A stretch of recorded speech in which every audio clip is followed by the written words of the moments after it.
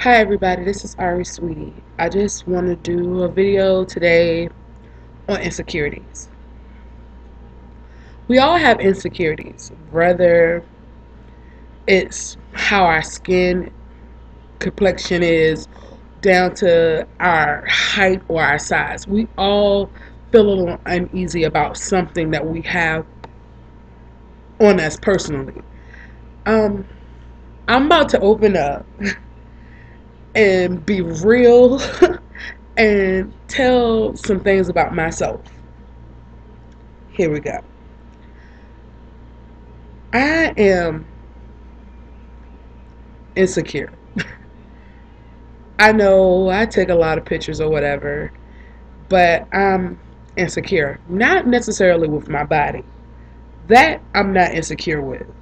I've learned to embrace my size. I know that I am in charge of my own destiny when it comes to my weight. If I want to lose weight, I know how to work out. If I don't want to lose weight, I know how to put a fork to my mouth.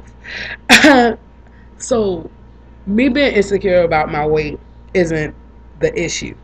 But my insecurity lies within me being by myself. I dated a guy on and off for 6 years. And the reason why I put up with all the hell that he put me through, because he put me through a lot, was because I was afraid to be by myself. I was afraid that because of how I carry myself, a guy wouldn't appreciate me for who I am. So I dealt with the person that I know would deal with it. But the way that he handled me wasn't how I should have been treated. Let me give you an example. When we first started dating, everything was okay. We spent every waking moment together.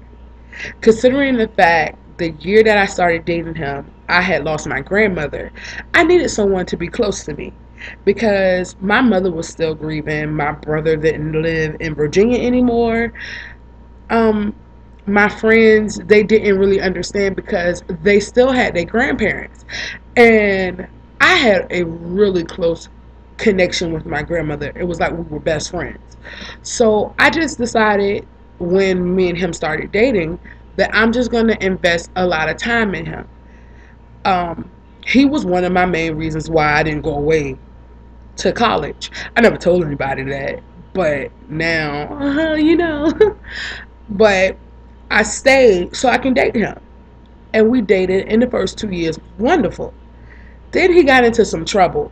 And I said I couldn't deal with that. I couldn't possibly deal with a person that was a troublemaker because I was a goody two shoes and I didn't want to jeopardize the money that I've earned to be in school. I just didn't want to do that. Excuse me, guys. I'm sorry. So I, this is weird. So I broke up with him.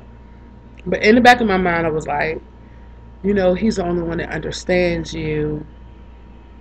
You really love him. And he said he loves you. In fact, he told you he loved you before you told him. And I dated other guys, but it wasn't the same. So when he decided to date me again, or ask could he date me again, I jumped to the opportunity. And that third year was the worst year of my life. We went through so much. And if he didn't like what I said, or he didn't like the fact that I didn't want to do something with him, or I didn't want to give him anything, he decided it would be a great idea to just leave me alone because he knew that that would hurt me more than him fussing at me or cussing at me or putting his hands on me. Leaving me alone would hurt worse. And it did. And he will wait weeks to get in contact with me. And I thought I would die. In fact, I picked up a little habit and I'm sort of kind of obsessive. I called a lot. I would call and I would call exactly 1 hour after each time I try to call him. Um, if that didn't work, I would text him, and I would wait an hour after each time that I text him. I would get very angry. I would throw things. Then I got into another habit of being almost to the to the point of having OCD. I couldn't stay still, and I had to do something to keep myself from thinking about why he didn't want to call me, why he didn't want to talk to me, why he wanted me to be by myself. So I would go into a store, and if we stayed in the store longer than, I'll say, 5 minutes, I would start rearranging and straightening up shelves and turning labels. And it was all because of I didn't want to think about why he didn't want to be bothered with me. I didn't want to know if he had another girl that he was seeing. Still to this day, don't know. I didn't know, and I kind of just didn't care. I just wanted him to talk to me. So when he decided to talk back to me, of course, like a dummy, because I didn't like being by myself, because I didn't like the way that I act when I was by myself, I took him back, and he did the same thing again. And then I took him back. He did the same thing again. And I don't have to keep going on because you kind of sort of get the pattern. Eventually, I realized, and it took me years to realize, that that wasn't good for me. And even though I didn't want to be by myself, I was hurting myself more staying with him than I was being by myself. So I've kind of learned to embrace being alone because I'm alone now. And I had to realize that I wasn't exactly alone.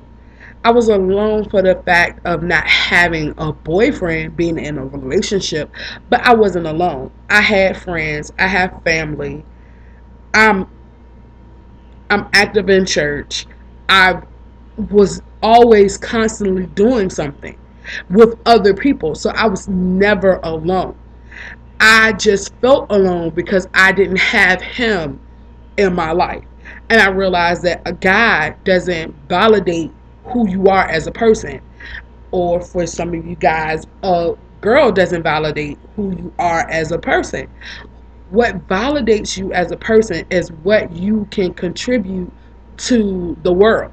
That's what makes you a great person, not who's on your arm, who you can call your boo. That doesn't make you a person.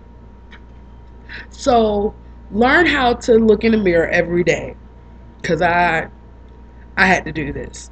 You have to learn how to look in the mirror every day and see the beauty that's inside of you, and see how it's glowing outward, because you might not think that you're very pretty, but your personality is beautiful. It's flawless. So you need to embrace the beauty that you have inside of you and not worry about what guy or what girl that doesn't find you attractive. And why haven't you found anybody? Especially now that Valentine's Day is coming up on Tuesday, and there's a lot of us that's probably single. You need to learn that you are your own Valentine. You don't need a person to shower you with gifts for you to realize that you're something special. Because Valentine's Day is just a day. The 14th of February, it comes around every year. Unless it's your birthday or someone in your family's birthday, it's not really that big of a deal to me. I could be wrong, and you probably could say, oh, you're only saying that because you don't have a boyfriend or you don't have somebody to shower any gifts on you. But that's how I feel. It's just a day. It's nothing spectacular about it. It's just a way for you to spend money and for you to wait 3 hours to eat. That's all it is. You have to learn to embrace who you are and love who you are, because you're never going to find anybody to love you the way you're supposed to be loved if you are so busy trying to jump to every single solitary person that shows you 1 ounce of attention You don't want just an ounce of attention. You want someone to pour into you so you can pour back into them. That's what you want. You want to find your Adam, women, or you want to find your Eve, men. You want to find that person that is meant for you, that God designed just for you. Every part of your body is what they love about you.